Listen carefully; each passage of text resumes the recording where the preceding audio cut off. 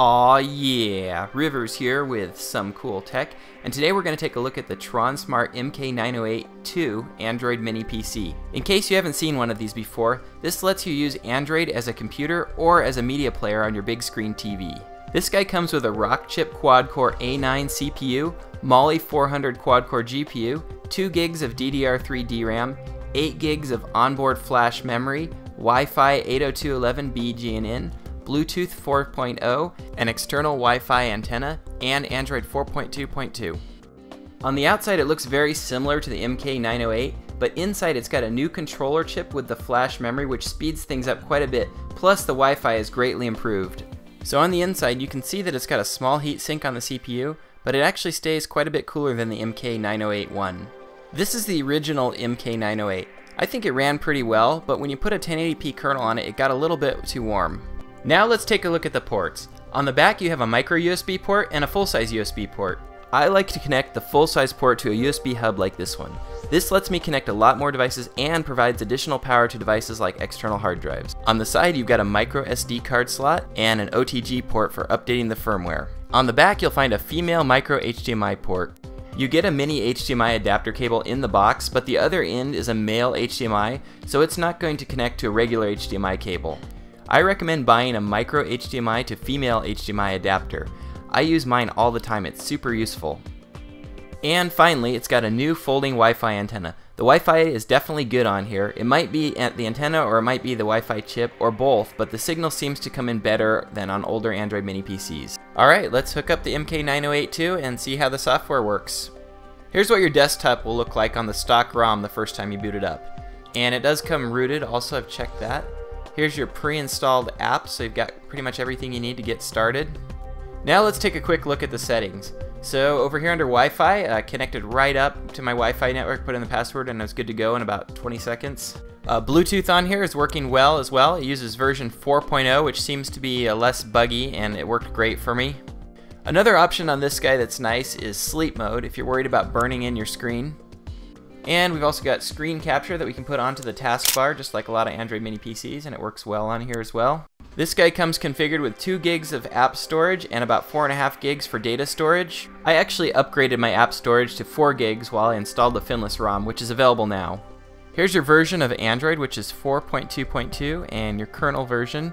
One interesting thing about this kernel is that it's actually a factory 1080p kernel set to render at 720p. I think that might be why it looks so crisp and clean. And don't worry, it outputs to your TV at 1080p. Now let's take a look at the Finless ROM for the MK908 2.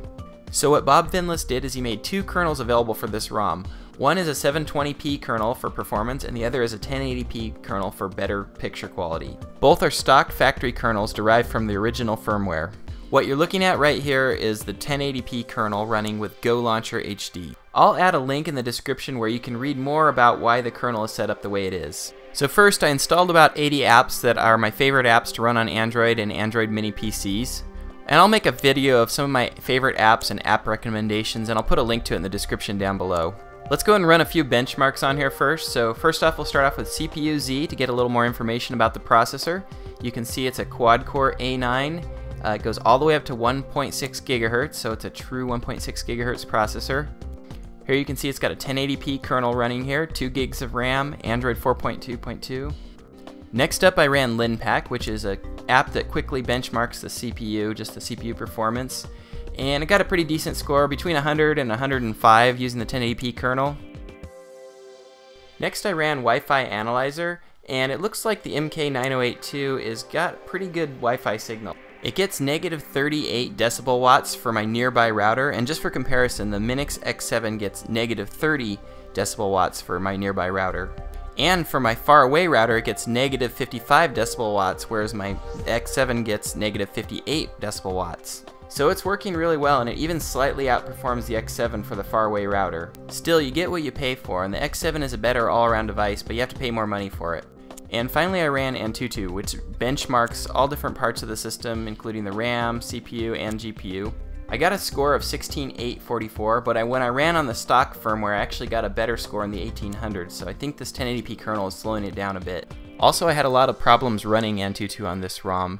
More than 50% of the time it would just reboot the device. Actually, that's common with a lot of Android mini PCs and Antutu. Next up, I tested out the HD video playback of the MK908 too. It was actually kind of a mixed result on here because sometimes it would play really good and smooth, and other times it'd be kind of choppy, or other times I'd have the audio be way out of sync. And again, I did all the testing on the 1080p kernel on here, so if you use the 720p kernel it might speed things up a little bit and be a lot cleaner. As it was, it felt like it was just on the verge of running nice and smooth, but every once in a while it'd slow down so you'd get a little bit of choppiness in there. Also, the Wi-Fi signal on here is really good, so I could get video to play from really far away, but then it would cut out every once in a while. To solve the audio sync problem, I downloaded this Codec Pack from Archos, and I think this could actually speed up a lot of people's Android mini PCs that are having problems. You need to make sure and open it and run the install from inside the app right here. For streaming MKVs over my network, I had the best luck using Archos video software. I can't show it here, but MKV Blu-ray rips played pretty well. Over Wi-Fi, I could even connect to a router on the far side of my house and play movies, but they would frequently stop to buffer. If I used the closer router, which is about 15 feet away, they would play pretty well. Next, I busted out this new Bluetooth gaming joystick I got, the G910, and played a few games, and this actually worked really well with the MK908 too. You can see here it's actually meant to hold a phone, but it works really good on the Android mini PCs. So I'm very happy with the gaming on this unit. I'm running a 1080p kernel, and it doesn't overheat like the MK908 did on its first 1080p kernel. Still, it gets a little warm, so I have a little fan next to it that I turn on sometimes just for my own peace of mind. I'll make a list of all the pros and cons of this unit and put it in the video description down below. That way I can keep it updated when new ROMs and software fixes come out. Also, I'll add links to all the hardware that was shown in the video in the description down below. Oh, and by the way, the Bluetooth on this unit is working really well with this Bluetooth controller. In fact, this controller is probably one of the best and easiest to set up controllers that I've ever used. I'll try to do a more thorough review of the controller when I get some more time. Alright guys, I'm going to take us out of here with some more gaming. So if you like games, hit that little like button down there. And don't forget to subscribe if you want to see more videos like this. Thanks for watching, and as always, aloha.